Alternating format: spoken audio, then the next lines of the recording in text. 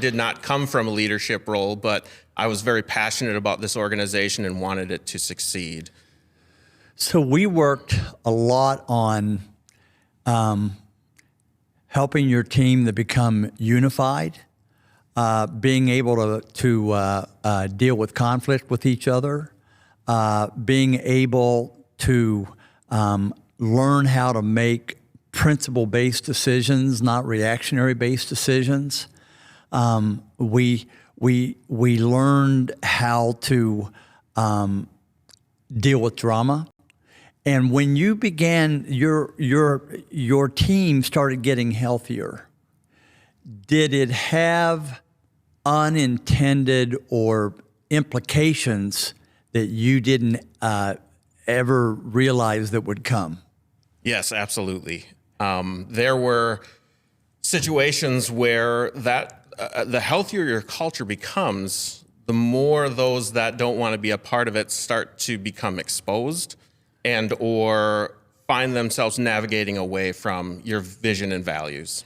And often those folks will try to undermine through less than integrous ways, to divide people, even go to board members, and you had board members who actually entertained conversations with a couple of those folks that they shouldn't have been entertaining with. And so I remember so what did you do specifically with us to start working and changing and transforming this culture? Because your culture today, it's a rock star culture. Your people love being there. There's no one there that's putting in time, you know? So what were the keys to that? Well, I think it started with leadership in myself. I had to be vulnerable. I had to be open. What I felt is, the team was craving leadership or an individual there for them to be able to come to be able to trust in, and, just hold close to them and keep them stable. So you created a psychological safe environment for them, and created it took away the political environment and really started making it an environment where they became a real team that they appreciated being with each other. Correct. So I remember in those early days, we had a lot of conversations about being patient, but you were only going to go so far unless the board was strengthened. How did you do that? Worked closely with them. Took my time, just as you were saying, to evaluate and find out where the weaknesses were and how to get aligned with the organization's vision and values. You began to have expectations of the board. Correct.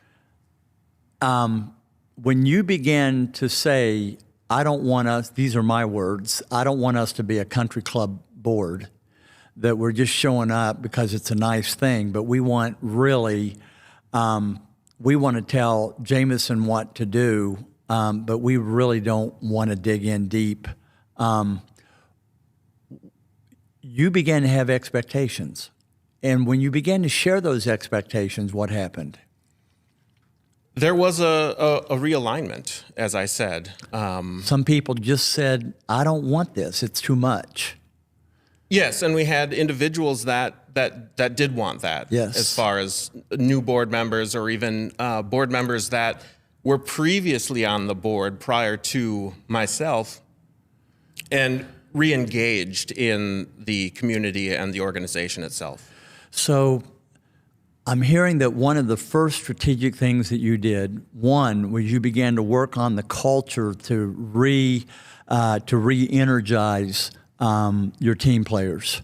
Then you began to re-energize the board, and you set expectations, and that you wanted their leadership. But I also remember that you began to talk to them about a partnership. What's partnership look like when you're working with the board? That individuals put in time, energy, effort, just as us and the team are doing on a daily basis. That you wanted them to listen to your input as much as you were listening to their input. Is that a fair statement? Correct.